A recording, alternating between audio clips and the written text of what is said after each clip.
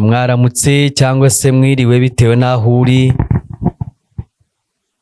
Turabasuhuje abari ku migabane yose, abari mu Rwanda, abari muri Afurika, abari i Burayi, Amerika zombi, muri Aziya n'ahandi hose umuntu yaba ari adukurikirana. Fasha umwanya wo kumusuhuza ngo Imana ikwiteho kandi kwishimire kandi kugire neza. Uyu munsi ni ku cyumweru, ni amateraniro yacu tugiye kuba tuganira ijambo ry'Imana.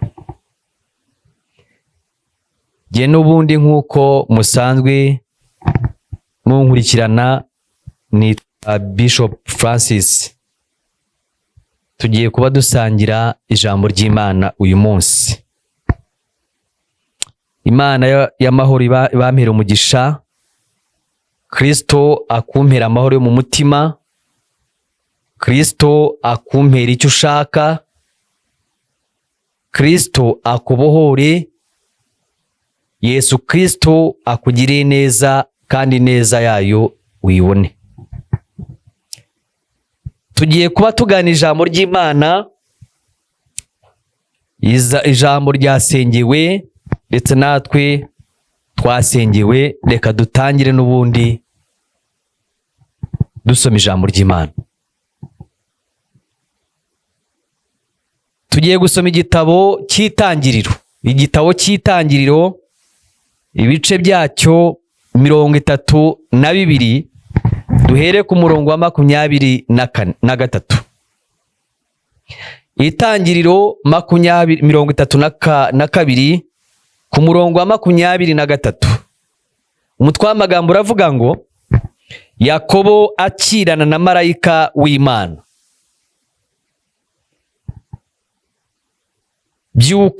Abyuka muri iryo joro, ajyana abagore be bombi n'inshoreke zombi n'abana be uko ari 11, yambuka icyambu cya Yaboki, arabajyana bambutse uwo mugezi, yambutsa n'ibyo yari afite byose. Yakobo asigarayo wenyine.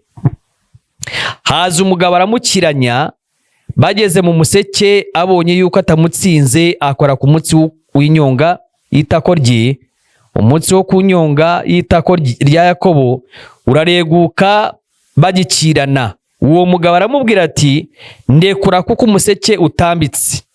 Aramusubiza ati, sinkurekura utampaye umugisha.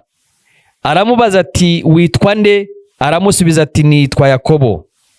Aramubwira ati, ntukitwa Yakobo ukundi, ahubwo uzitwa Isirayeli, kuko wakiranyije Imana n'abantu ukanesha. Yakobo aramubwira ati, ndakwingize mbwira izina ryawe. Aramubaza ati, niki gitumye umbaza izina ryanjye? Amuherayo umugisha. Yakobo yita aho hantu Peniweli, ati, ndebesheje Imana amaso sinapfa. Tugarukira aho ngaho. Ni iryo jambo nifuza ko tuganira, wowe dukurikiranye kuri iki cyumweru. Nkuzaniye ijambo rivuga gutindana n'Imana. Uyu munsi ushobora kuba watinda mu bindi. Reka mbijyane mu magambo abiri: gutindana n'Imana cyangwa se gukirana n'Imana. Ese umuntu akirana n'undi ashaka iki? Bakirana bafite izihe ntego abo bombi? Cyangwa se utinda ahantu kubera iyihe mpamvu? Ni iki kigutindije aho hantu? Kuki watinze? Urahashaka iki? Umuntu atinda ahantu kubera impamvu iyaho. Umuntu akirana n'undi kubera icyo ashaka. Nje kuvugana nawe uyu munsi. Ibyo umazemo iminsi ukirana nabyo, inyungu zabyo umaze kubona ni izihe? umaze amezi 3 ukirana n'ibintu kandi ahari wenda nta nyungu ubona aho hantu, umaze hafi umwaka ukirana n'akazi ariko nta nyungu, ushobora kuba uri ahantu ukirana n'ubuzima bwawe, ariko uyu munsi Bibiliya iratubwira ngo Yakobo yarahungutse agarutse iwabo. Bibiliya iratubwira ngo yahungukanye amatungo, yahungukanye ubukire, yahungukanye umutungo w'amashyo, ariko ngo agere mu nzira atekereza ku butunzi yibitseho, asanga ntibuzamugeza mu ijuru. Asanga ubutunzi afite ntago buzamuha umunezero, asanga izina yambaye, asanga iryo zina nta mugisha ururimo. Uyu munsi ntuzana ijambo rivuga ngo gukirana n'Imana cyangwa se gutindana n'Imana. Hari ibintu ushobora gutindamo ugasoza nta kintu usaruye. Abahinzi barabizi, umuhinzi ashobora kujya ku butaka runaka agahinga, yabona atejeje uwo mwaka ntazongere gushaka, cyangwa se akawushakira ifumbire kugira ngo ubwo butaka ikindi gihe buzamuha umusaruro. Umworozi nawe ashobora kuba yaba afite amatungo, ariko ahantu yororereye akabona wenda amatungo yarapfa buri munsi. Sintekereza ko ashobora kuguma aho hantu, byanze bikunze ashaka ahantu hazamufatira amatungo neza. Umuntu igihe cyose atinda ahantu kubera impamvu cyangwa se kubera inyungu hafite. Umuntu akirana n'ibintu bitewe n'inyungu bifitemo. Umuntu akavuga ngo ntacyo, wenda birashoboka, ntacyo, kizi imbaho, kizi ndamuka, kizi nambara, kizi ndya, nubwo bimvunye ariko ndarya nkambara. Bibiliya iravuga ngo Yakobo ngo ageze mu nzira atekereza izina yambaye ko ari izina ritemewe. Abasomyi ba Bibiliya baravuga ngo izina Yakobo ni umuriganya. Ushobora kuba uri umutunzi, ushobora kuba uri umukire, ushobora kuba ufite akazi keza, ushobora kuba uri aho ngaho udamaraye, ushobora kuba uguwe neza, ariko nshuti yanjye, muri ubwo buzima bwose navuze waba urimo, udafite Imana mu rugo rwawe, udafite Imana mu buzima bwawe, udasenga Imana by'ukuri, udakiranukira Imana, ubuzima urimo, ubwo butunzi waba urimo buri bure, ejo uzabusiga buribwe n'abandi. Birakwiriye kutekereza, ukareba, ugasubiza amaso inyuma, ukibuka aho wabikuye n'imbaraga zawe niki. Wibuke ko ari Imana yaguhaye imbaraga zo kubishaka. Ese ujye ufata umwanya wo kwibuka Uwiteka ukamuramya. Ujya wibuka ko icyo cyicaro wicayemo ko ari Imana yaguteretse muri icyo cyicaro. Ujya wibuka neza ko ibyo utunze ko ari Imana yabiguhaye. Ujya wibuka neza icyo cyubahiro urimo ko ari Imana yabiteye kugira ngo ukibone. Ese ujya wibuka ko wari impunzi mu mahanga? Urabyibuka? Yakobo yibuka yuko adakwiriye gusubira iwabo akitwa Yakobo. Yibuka yuko adakwiriye gutaha nta mugisha nyamugisha afite. Abantu tubona ibintu bifatika, tukabona amafaranga, tukabona akazi keza, tukishofa, tugatwara amamodoka, tukagira dute, tukagubwa neza, tukumva ngo niwo mugisha dufite. Yakobo yari abitunze, ariko ngo anyuze amaso muri ibyo bintu byose yari atunze, abona nta mugisha afite. Umugisha yavugaga ni uwuhe? Ni ukuba yari atunze ibyo bintu ariko agifite izina ribi. Icya kabiri, yari atunze ibyo bintu, ntabwo yibukaga kuzirikana kubaha Imana yabimuhesheje. Aravuga ngo sinasubira iwacu nkitwa Yakobo. Ngo yambutse ibintu, yambutse inshoreke ze z'abagore, yambutse abagore be, yambutse abana, yambutse amatungo, ngo asigara hino ngo akirana na marayika. Bigeraho marayika amubwira ati ariko wandetse ko bukeye. Yakobo aramubwira ngo sinakurekura utampaye umugisha. Bibiliya iratubwira ngo igihe byari bitinze cyane hamaze gucya, marayika ahamagara Yakobo aramubwira ngo uhereye uyu munsi ntukitwa Yakobo ukundi, wiswe Isirayeli. Muvandimwe, inshuti yanjye, mukuru wanjye, murumuna wanjye, uyu munsi ukwiriye kureba neza niba koko ubuzima urimo Imana ibwishimiye. Ukwiriye kureba ibyo utunze n'icyubahiro cyawe urimo, niba koko muri ibyo bintu byose urimo harimo icyubahiro cy'Imana. Imana yabikugaya utabizi. Imana kukwambura ubwo butunzi urimo ni iby'ako kanya yabukwambura. Imana kugukura muri icyo cyicaro urimo ni ako kanya no kukwitsamura. Imana kukwambura icyo uri cy'uyu munsi yabikora, n'iby'akanya gato yabigukorera mu gihe utayubahishije muri icyo cyubahiro cyawe urimo.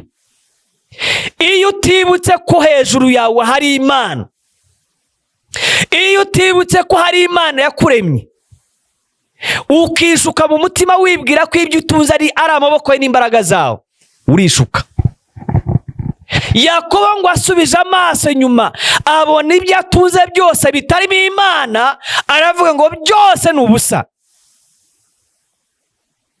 Ukwiriye gusubiza amaso inyuma ukareba nawe aho waba uri hose, ku mugabane wose waba urimo.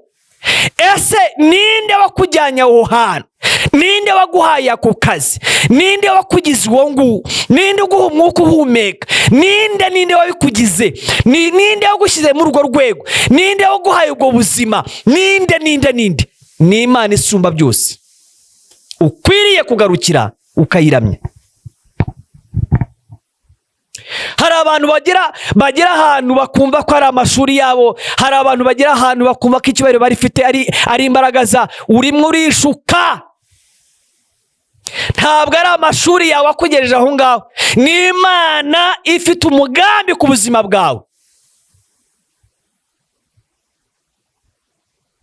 Ngo ni amayeri yanjye, ngo ni ubwenge bwanjye, ngo ni mwene wacu, ngo ni iki, ngo ni wabingiriyemo. Reka, urimo urabeshya. Urimo uribeshya, urabeshya ubwonko bwawe. Ntabwo ari amashuri, si icyubahiro cyawe urimo, si uko uri igihangange, si uko uzwi, si uko ukomoka mu muryango uzwi. Reka, urimo urabeshya. Aho hose Imana yaguhananura. Yakobo ngo ahindukiye arebye ubutunzi afite, arebye amashyi afite, arebye ukuntu angana, arebye ukuntu ari umukire, asanga nta kubaha Imana afite muri we. Aravuga ngo umugisha nyamugisha ni ukubaha Imana. Ndagira ngo ibyo wakiranaga nabyo muri iyi minsi ubireke. Kirana n'Imana, ushaka umugisha wawe. Yakobo ngo yakiranyije Imana ashaka umugisha. Ndagira ngo ahantu wari utinze, ibyo wakiranaga nabyo, abo wakiranaga nabo, bitera umugongo, hindukirira Imana, akirana n'Imana, shaka Imana, iyi Mana iguha umugisha wawe. Birashoboka ko ahantu urimo ushakira umugisha hatariho. Urajya mu bapfumu ngo bakurebere, ngo bagusige ngo imiti y'igikundiro, bagusige imiti iguhesha akazi. Ariko nagira nkubwire inshuti yanjye, ibyo barakubeshya. Dore Imana imwe rukumbi itanga umugisha kazana igikundiro, ni Imana yaremye ijuru n'isi. Va mu bapfumu, garukira iyakuremye ikagushyira hano ku isi igufitiye umwuka. Iramutse ikanze ahantu umwuka ukawubura, nta wundi wabikora, ni Imana isumba byose. Uwo mwanya wicayemo ni Imana yawukugerejemo. Ubwo butunzi utunze ni Imana yabuguhesheje. Garukira Imana, tindana n'Imana, kirana n'Imana, shaka umugisha nyamugisha. Iyo si yo migisha. Umugisha ni uguhura n'Imana, Imana ikaguha agakiza ugakizwa. Haleluya. Hindukira nk'uko Yakobo yahindukiye. Garukira Uwiteka nk'uko Yakobo yagarukiye Imana. Ngo agaruka ku Mana, akirana n'Imana. Ngo yakiranye n'Imana, Imana imuherayo umugisha.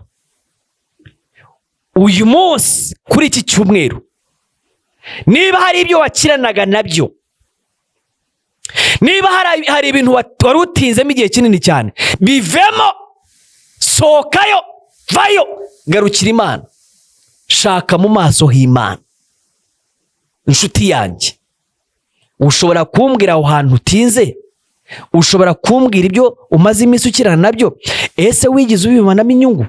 Hari inyungu wabibonyemo? Hari ibyiza wahabonye? Kugiye gusoza nabi se nibura ko wagashoje ubona ubugingo buhoraho? Soza usoreze mu Mana, Imana iguha ubugingo buhoraho. Kandi urwego waba urimo rwose, umwanya wose waba wicayemo, akazi kose waba ufite, amafaranga yose waba utunze, ntago byakubuza gukizwa, ukazasoza neza ufite ubugingo buhoraho. Shaka mu maso h'Imana, tindana n'Imana, wumve ijwi ry'Imana icyo rivugana nawe. Haleluya. Bibiliya iratubwira ngo Yakobo agira ibyo yambutsa. Uyu munsi wa none ndagukangurira kugira ngo ugire ibintu utandukana nabyo. Niba ari inshuti zigutindije ahantu, inshuti mbi zitera umugongo, hindukirira Imana. Yakobo ngo yambutsa abagore n'abana n'inshoreke, arabyambutsa ngo asigara ari wenyine, akirana n'Imana ijoro ryose, burinda bucya, ashaka umugisha ku Mana. Uyu munsi nawe gira ibintu wiyambura, gira ibintu utera umugongo, gira ibintu uvamo, gira ibintu utandukana nabyo. Tandukana n'icyaha, tandukana n'ikinyoma, tandukana n'ubujura, tandukana n'ubusambanyi, tandukana n'ibyo, tandukana n'ubwesikoro, tandukana n'ubugome, bitandukane nabyo. Garuka ku Mana, shaka Imana, tindana n'Imana, uzabona umugisha ku Mana. Yakobo ngo yambutsa abagore, inshoreke ze, amatungo ye, asigara hakuno, akirana n'Imana. Bibiliya iratubwira ngo yakiranyije Imana ashaka umugisha. Nakubwira ngo nawe hari ibyo umaze iminsi ukirana nabyo ariko nta mugisha ubirimo. Hari ibintu urimo bitaguhesha umugisha kandi bizaguhesha umuvumo. Hari ibintu watinze mubamo, waze kureka kandi nta mugisha ubirimo. Hari abantu utinzemo cyane, hari abantu wiziringanyemo cyane, abantu baguheje mu rungabangabo, hari abantu bagutindije ahantu, hari ibintu bikuzirikiye ahantu. Bareke, sohoka, tindana n'Imana, kirana n'Imana, Imana iguha umugisha. Impamvu utarabona umugisha, impamvu utarabona ubuzima buhinduka, impamvu ubona buri munsi bucya bukira nta kintu wiyungura, shakisha aho utinze n'ibyo ukirana nabyo. Birashoboka ko ibyo urimo atariho umugisha uri. Yakobo ngo ataha asubira iwabo, yibuka ko iwabo basenga Imana yaremye ijuru n'isi. Aravuga ngo sinasubira iwacu nyambaye izina Yakobo. Nawe ushobora kuba hari ibyo wambaye bitaguhesha umugisha. Hari ubuzima waba wicamo uyu munsi hatarimo umugisha wawe. Haguruka, kirana n'Imana, shaka Uwiteka bigishoboka. Kwabona uheze mu rungabangabo, urimo urizengurukaho, shaka Imana, niho hari umugisha wawe. Utinze muri ibyo bintu, bivemo. Baza Imana niba ibyo urimo koko Imana ibyemera. Ariko niba ubona nta mugisha ubirimo, garukira Imana, shaka Imana, tindana n'Imana, kirana nayo nk'uko Yakobo yakiranyije Imana, ngo Imana ikamuherayo umugisha. Haleluya. Iyo utindanye n'abantu usa n'abantu, ariko watindana n'Imana ugasa nkayo. Iyo utinze mu mugisha w'Imana usa nkawo, ariko iyo utinze mu byerekeranye bizaguhesha umuvumo, uzasa igihe cyose. Nta buzima bwiza uzagira mu mibereho yawe. Uyu munsi nzanye ijambo rikubwira ngo kirana n'Imana ubone umugisha. Tindana n'Imana ubone umugisha. Reka gutindana n'abantu, reka gutinda mu bintu, tindana n'Imana. Ngeze ku musozo. Bene data, ndimo ndabagira inama. Waba uri mukuru, waba ukiri umusore, waba uri umuntu wize, waba utize, waba uri umunyacyubahiro, waba utari we, ariko uyu munsi ndagira nkubwire ngo icyo waba uri cyo cyose, nta hantu ushobora gukura umugisha uretse ku Mana. Niba ushaka umugisha nyamugisha, shaka Imana. Niba ushaka kuba iwawe utekanye, shaka Imana. Niba ushaka kuba mu kazi ufite amahoro, ukunzwe, ufite igikundiro, shaka Imana. Ibyo wibwira ni ubusa. Ibyo utinze mubayemo igihe kinini cyane, nta mugisha ubirimo, shaka Imana. Yakobo ngo abonye ubutunzi bumuzengurutse, yibuka ko nta Mana yigeze aramya, arabyambutsa. Uyu munsi nkuzana ijambo, nawe gira ibyo wambutse utandukane nabyo. Wenda bishobora kuba bikubereye inzitizi.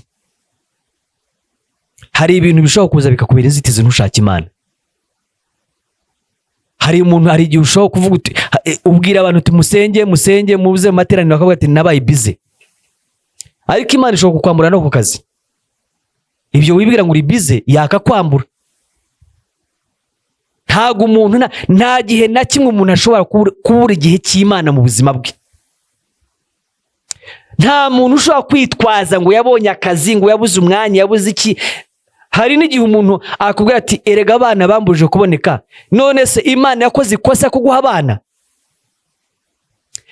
Abo bana Imana iravuga ngo ni umwandu w'Uwiteka, ni umugisha w'Imana iguha. None se Imana iguhaye umugisha, uwo mugisha urakubangamiye? Ndababaza bene data, Imana iguhaye umugisha, noneho umugisha ubaye impamvu yo kwitwaza yuko wabuze akanya. None se nigaruka ikawukwambura? Haleluya. Uyu munsi nje kubabwira ngo mwongere mukirane n'Imana, mushake Imana, mubone umugisha. Muve mu byo mwibwira, mutizemo mugendamo muri uyu munsi. Mwibwira ko ari umugisha, oya. Ibintu bitarimo Imana nta mugisha ubirimo.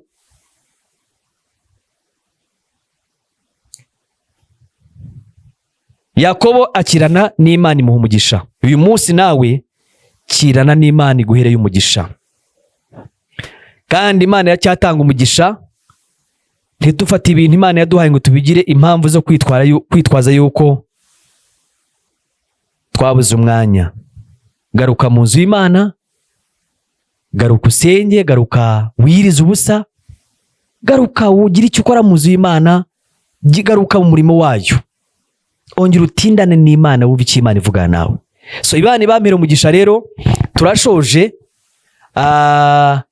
Ni ijambo twasomye Itangiriro 32 ku murongo wa 23, hatubwiye ngo Yakobo yambutsa inshoreke ze n'abagore be n'abana n'amatungo, asigara hakuno akirana n'Imana ashaka umugisha. Nawe niba wari umaze igihe kinini cyane ukirana n'isi, nakubwira ngo nawe garuka ukirane n'Imana, ubone umugisha w'Imana.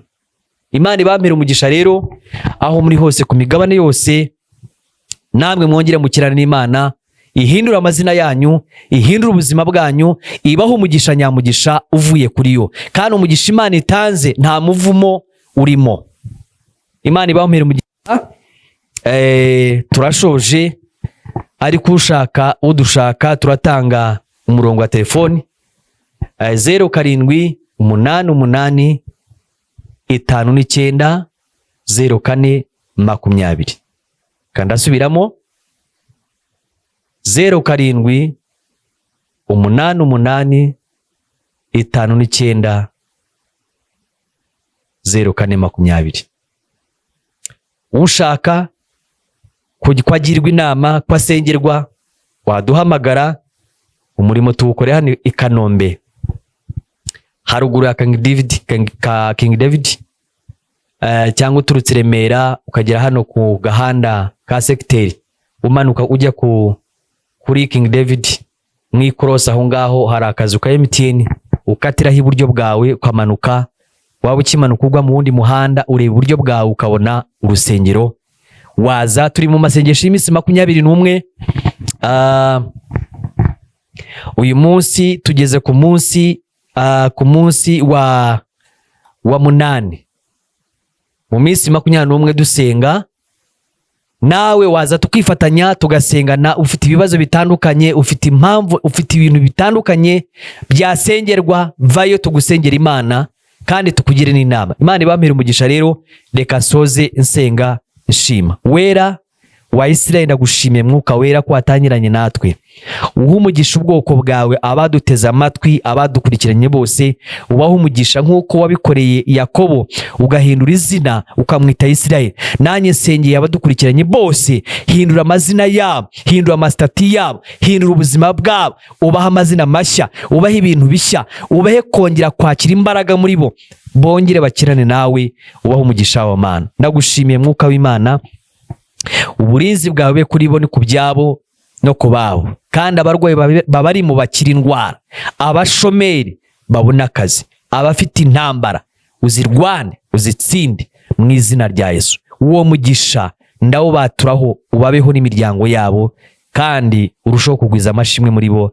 Icyubahiro n'ikuzo ni byawe mu izina rya Yesu, amen. Imana ibampere umugisha. Murakoze.